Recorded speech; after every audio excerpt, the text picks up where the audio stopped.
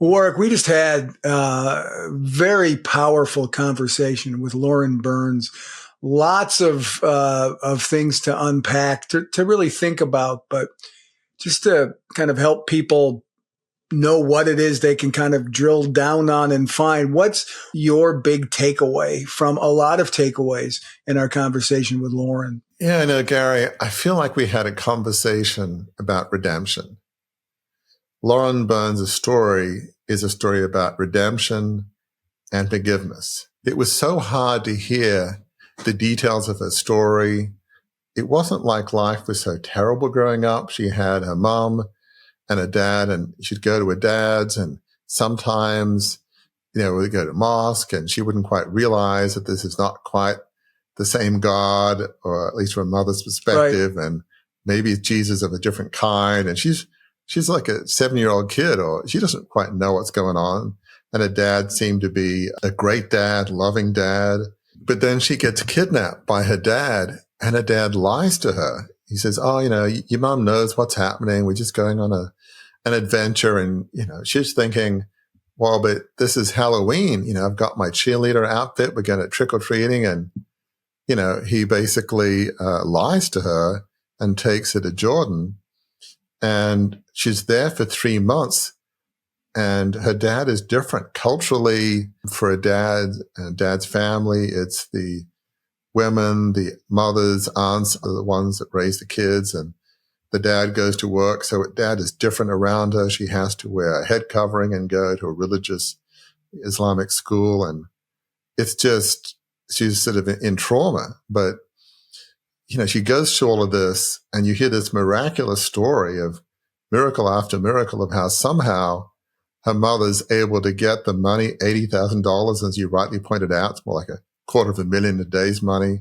Right. Somehow her mother's able to connect with these Rangers and, special forces types in North Carolina who find a way to rescue her. I mean, it's just miraculous. So the whole story of how she's rescued is incredible. But I think, to me, the biggest story, as incredible as that is, and she talks about this in the podcast, of how she was able to forgive her father. As she mentioned, her father never said, "I'm sorry for what I did," never acknowledged that what he did was kidnapping his daughter was wrong, without her, mother's permission at all. We all want, when we've been wrong, somebody to say, "I'm so sorry, what I did was wrong."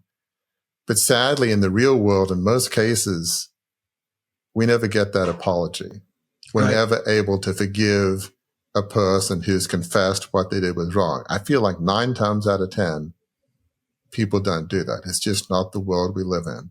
So she's had to live in a world where she's had to forgive her father and get over the trauma that she's been through. She now has a wonderful husband, 2 wonderful boys. She's now embarking on this podcast, Redeemed, and with this book that she's writing. But forgiveness is not easy. And I think as we listen and hear this podcast, a key point was when she was around other girls her age in high school in this life group Bible study. And she started, I'm sure, weeping, talking about the trauma that she's been through. And the other girls talked about some of their experiences. And as we say, it's not a competition to see who's had the worst day, the worst experience.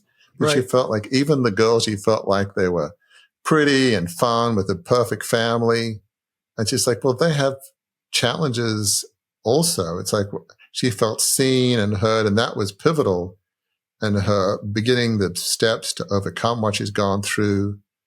I think over time, she's learned how to forgive. Her story is a life of redemption, but how you get over, that kind of pain and that kind of anger and bitterness when something horrific like that has been done to you, it's hard to imagine, but she's found a way. And if you don't get over that kind of trauma, or at least if you don't find a way to forgive, as we often say, it's like drinking poison.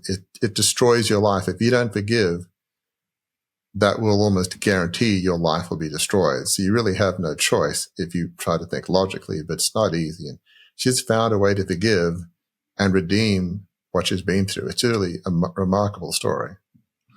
This doesn't happen often. In fact, I don't know that it's happened ever. But I don't have anything to add to that. You've summed it up perfectly. You've landed the plane, tied a bow, wrapped the package. There's nothing, seriously, in all seriousness, there's really nothing I can add to that. So, folks, if you haven't heard it yet, go listen to it. Share it with folks, because there's some really intense, very, very meaningful learnings here.